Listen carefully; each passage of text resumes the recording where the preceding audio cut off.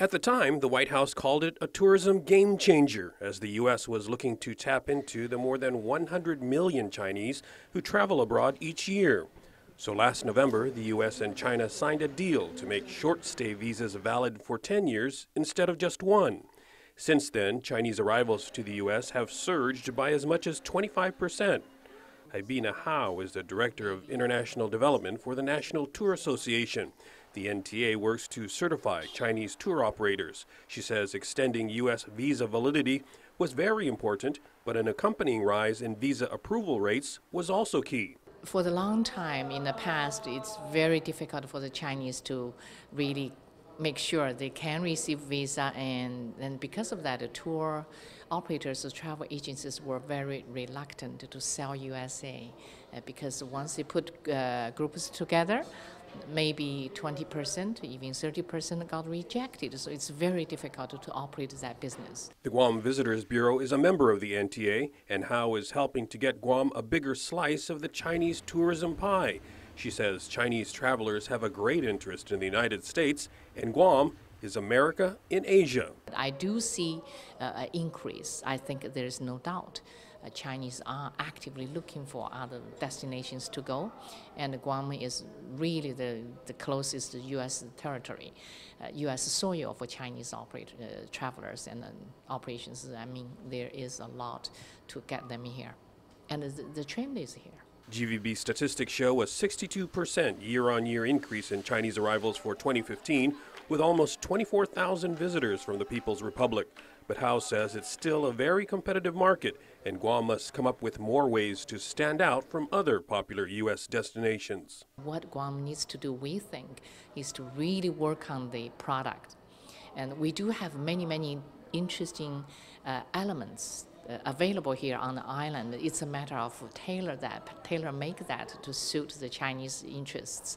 Guam is also competing with nearby Asian destinations. Hao says compared to Thailand, for example, Guam is relatively more expensive. So that's one of our so-called disadvantages. However, to counter that, Guam can really promote what we have. For example, tax-free shopping and beautiful, wonderful food at very reasonable cost. Maybe our hotel is not as cheap. Maybe our taxi is not as cheap. Our vehicle maybe is not as cheap. But we do have some things that other islands could not compare. One of those things may involve more out-of-the-box thinking. Hao and her group suggest Guam should promote its connection with the U.S. military and even its historical experience in the Second World War. And there's a military base still here available, and there's also 7 national park system sites here. There's also museum, everything.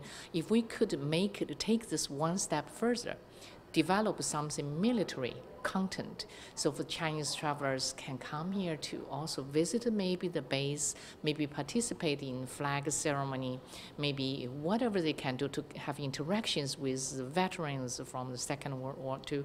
All of those things can help. Hao says one thing Guam should not count on is repeat visitors from China, but that shouldn't be of too much concern. Hao says the sheer size of the Chinese market means Guam won't have to rely on them coming back. With Chinese, there is some interesting thing with the Chinese. They love to see something new. They may not want to repeat, but do not worry because the population base is so much bigger. If we have one Chinese person to visit Guam once, that's 1.3 billion, right? So I'm not too worried about the repeat visitors as long as the Chinese travel trade is selling Guam. And while the surge in Chinese travel to the U.S. confirms the people's strong interest in America, political relations between the two countries remain sensitive. The U.S. defense pivot to Asia and China's provocative buildup of man-made islands in the South China Sea are examples.